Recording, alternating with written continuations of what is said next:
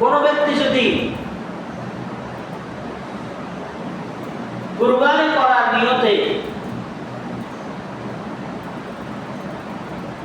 কোন জিনিস ক্রয় করে আর সেটা হারিয়ে যায়, তাহলে এক্ষেত্রে মাসআলা দুইটা।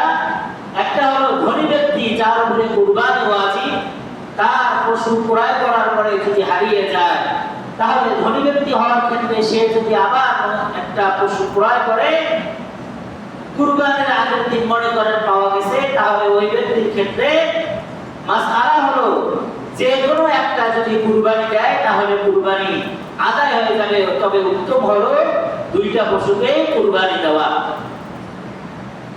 যে ব্যক্তির উপরে কুরবানি ওয়াজিব নয়, গরিব ব্যক্তি, এই ব্যক্তি যদি পশু ক্রয় করার পরে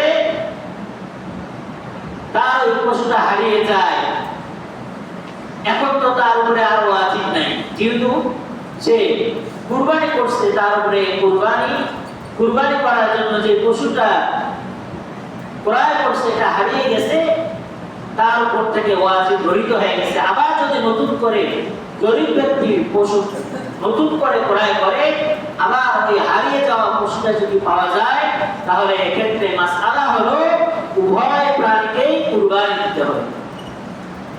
মাসআলা বুঝাইতে পারছি আপনাদেরকে? আবার বলছি, কোন ব্যক্তি কুরবানির জন্য পশু ক্রয় করছে, এরপরে ধনী ব্যক্তি তার এই পশু ক্রয় করার পরে পশুটা হারিয়ে গেছে, আবার নতুন করে একটা পশু ক্রয় করছে, এরপরে কুরবানির আগের দিন ওই পশুটা পাওয়া গেছে, তাহলে ধনী ব্যক্তির ক্ষেত্রে মাসআলা হলো যে কোনো একটা পশু কুরবানি দিলে কুরবানি আদায় হয়ে যাবে। তবে উত্তম হলো উভয়টাকে কুরবানি করা।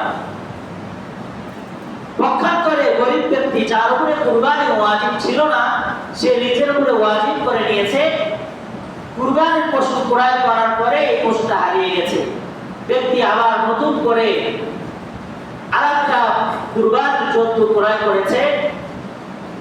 এক্ষেত্রে যদি কুরবানির আগের দিন পাওয়া যায়, তাহলে ওই হারিয়ে যাওয়া পশু এবং নতুন ক্রয় করা পশু উভয়টাকে কুরবানি করতে হবে।